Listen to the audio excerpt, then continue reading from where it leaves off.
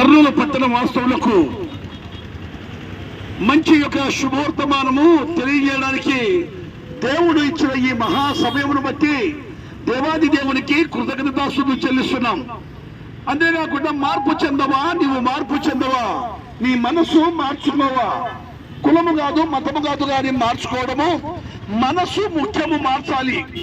ఏదన్నా ఒక పని చేయాలంటే మనసు లేదు బ్రదర్, నేను ఈ పని చేయలేను అంటాం. ఎందుకంటే మనసు లేనిది ఏమీ లాభం లేదు. మనసు లేనిది ఏమీ లాభం లేదు. బాగా ఆలోచించండి ప్రియులారా, మనసు అనేది చాలా ముఖ్యం. మనసుతో ఏ పనులైనా చేస్తాము, ఎటువంటి ఘనకార్యాలైనా చేస్తాము. అందుకే దేవుడు మీ హృదయమును కలవరపడనీయకుడి, కాలము సంపూర్ణమై ఉన్నది, దేవుని రాజ్యము సమీపించి ఉన్నది, మీరు అందరూ అందటా మారు మనసు పొందండి. మీ మనసులో ఉన్న పాపాలు తొలగించుకోండి అంటున్నాడు దేవుని వాక్యం. ఓ ప్రియ సోదరి సోదరులారా, ఇందులో చదువుకున్న వారు ఉన్నారు, మహాజ్ఞానులు ఉన్నారు, మంచి మంచి ఉద్యోగస్తులు ఉన్నారు. కానీ మరి ఈ యొక్క భూమిని ఆకాశమును సృష్టించిన సృష్టికర్తైన దేవునికి కనుగొనలేకపోతున్నారు.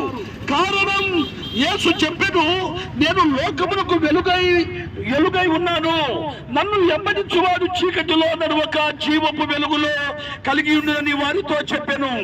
యేసుక్రీస్తు ఒక గొప్ప వెలుగుగా ఉన్నాడు.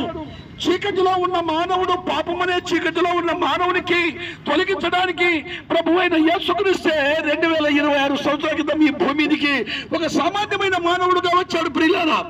అది చాలా మందికి తెలుసు. కానీ ఈ లోకములో ఉన్న వాటిని లోకాశల్లో పడి మానవుడు సరైన జీవితం జీవించలేకపోతున్నాడు మానవుడు.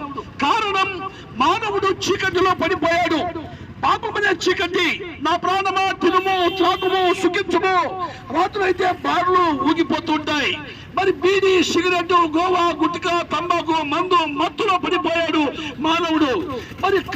వ్యభిచారము చేయు వారులారా, వ్యభిచారము చేయు చెడ్డతరు వారులారా, ఈ లోక స్నేహము మీకు వైరమని దేవుడు చెప్తుంటే మాకు అదే బాగుందని ఎక్కడ చూసినా, ఏ వీధిలో చూసినా, ఏ సందులో చూసినా ఇలాగా వ్యభిచారం అనేది, ఏ పట్టణము చూసినా, పల్లెము చూసినా అలాగా చాలా పాపం అనే కూపములో మానవుడు పడిపోతున్నాడు. అందును బట్టి రోగము తెచ్చుకుంటున్నాడు. రోగాలు చేత ఈ రోజు హాస్పిటల్లో కిటకిట అంటున్నాయి. ఎందుకు? పాపం వల్ల వచ్చి చిత్తం మరణం. శరీరానికి సాదృశ్యమైన పాపము చేసి మానవుడు దేవుడి మీద నెట్టేస్తున్నాడు. దేవుడు ఉంటే నాకు ఈ యొక్క కష్టం వస్తుందా, దేవుడు ఉంటే నాకు ఈ రోగం వస్తుందా అని దేవుడి మీద నెట్టేస్తున్నాడు. దేవుడు సర్వ సృష్టి అంతా కలుగజేసి ఈ సృష్టిలో మానవుడికి ఉంచాడండి. ఈ సృష్టిలో మానవుడికి ఎందుకు వచ్చాడంటే వారి చేత దేవుడు ఎంతగానో మహిమ పరచబడాలని, ఆ దేవాది దేవుడు చేసిన సృష్టిలో తన పిల్లలుగా బ్రతకాలని దేవుడు ఎంతో చలికాలంలో చలి, వర్షాకాలంలో వర్షము, ఎండాకాలంలో ఎండాకాలము, ఇలాగ పంటలు, పైర్లు, చెత్త ఫలాలు, నీవు ఆకలి కొని ఉంటావని చెత్త ఫలాలు ఇచ్చాడండి. ఇలాగ దేవుడు అన్ని ఇచ్చిన దేవుడికి మనం ఏమి ఇవ్వలేకపోతున్నాం. కారణం మన శరీరాశలు, మన నేత్రాశ, మన జీవపుటమ్మం. మనం తిరిగి 60-70 సంవత్సరాల కోసం తిని తాగి పాపం తెచ్చుకొని మట్టి శరీరం మట్టిలో వెళ్ళిపోతుంది. దేవుడిచ్చిన ఆత్మ దేవుని రాజ్యానికి వెళ్ళకుండా ఎక్కడ వెళ్ళిపోతుందంటే పాతాళం, అగ్నిగుండములో పోతుంది. ప్రియులారా, ఒకసారి ఆలోచించండి. దేవుడు లోకమును ఎంతో ప్రేమించను, కానీ అతను ద్వితీయ కుమారునిగా పుట్టిన వారి యందు విశ్వాసముంచు ప్రతి వాడును నశింపక నిత్య జీవము పొందునట్లు ఆయన తన ప్రియ కుమారుడైన యేసుక్రీస్తును అనుగ్రహించను. ప్రియ సోదరి సోదరులారా, ఆలోచించండి. ఎలాగనగా ఒక మనుషుని అవిధేయత వలన అనేక పాపములు ఎలాగూ సంభవించబడినో, అలాగే ఒకరి విధేయత వలన అనేకులు నీతిమంతులుగా చేయబడుదురు. అందుకే నీతిమంతుడైన యేసుక్రీస్తు ఈ భూమికి వచ్చాడు. మొదటి మానవుడు చేసిన అతిక్రమమే పాపం. ఆ పాపానికి సాదృశ్యం లోకమంతా పాపములో పడిపోయారు. ఆ లోకాన్ని వెలుగుగా మార్చాడు ప్రభువైన యేసుక్రీస్తు. తన పరిశుద్ధమైన రక్తం చిందించాడు, అమూల్యమైన రక్తం చిందించాడు. ఆయన మరణించాడు. ఆయన మరణించి సమాధి చేయబడి 3వ దినమున సజీవుడుగా లేచాడు. సజీవుడైన యేసుక్రీస్తు ప్రభు నిన్ను పిలుస్తున్నాడు. రాధా ప్రియ సోదరి, రా నా ప్రియ సోదరుడా, ఎంత ఘోర పాపివైనా నన్ను మరి ఒకసారి నీ హృదయపూర్వకంగా పాపినని నన్ను క్షమించమంటే ఎంత ఘోర పాపి నిన్ను క్షమిస్తా అంటున్నాడు. అందుకే తిమోతికి రాసిన మొదటి పత్రిక 1వ అధ్యాయం 15వ వచనములో పాపులను రక్షించుటకు క్రీస్తు యేసు లోకమునకు వచ్చెను.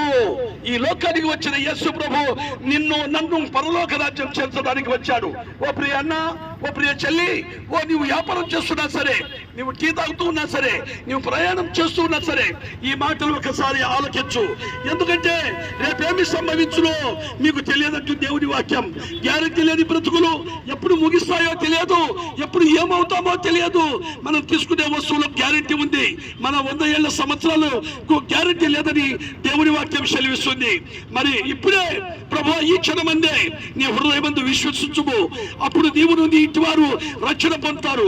పాపినైనా నన్ను క్షమించమని నీ హృదయపూర్వకంగా నీవు విశ్వసిస్తే నీవు గొప్ప రక్షణ చూస్తావు. ఇదే అనుకూల సమయం. మా సోదరులు చక్కగా మరి వాక్యం అనే పత్రికలు పంచుతున్నారు, చక్కటి బైబుల్ ఇస్తున్నారు. మరి ఫ్రీగా తీసుకోండి, చదవండి. వాటిలో ఉన్న పరమార్థం గ్రహించి మార్పు చెంది మారు మనసు పొంది పాపక్షమాపణ పొంది రక్షణ పొందమని యేసుక్రీస్తు నామములో మీకందరికీ విజ్ఞాపన చేస్తూ ఈ మాటలు ముగిస్తున్నాం. మీ కొరకు ప్రార్థన.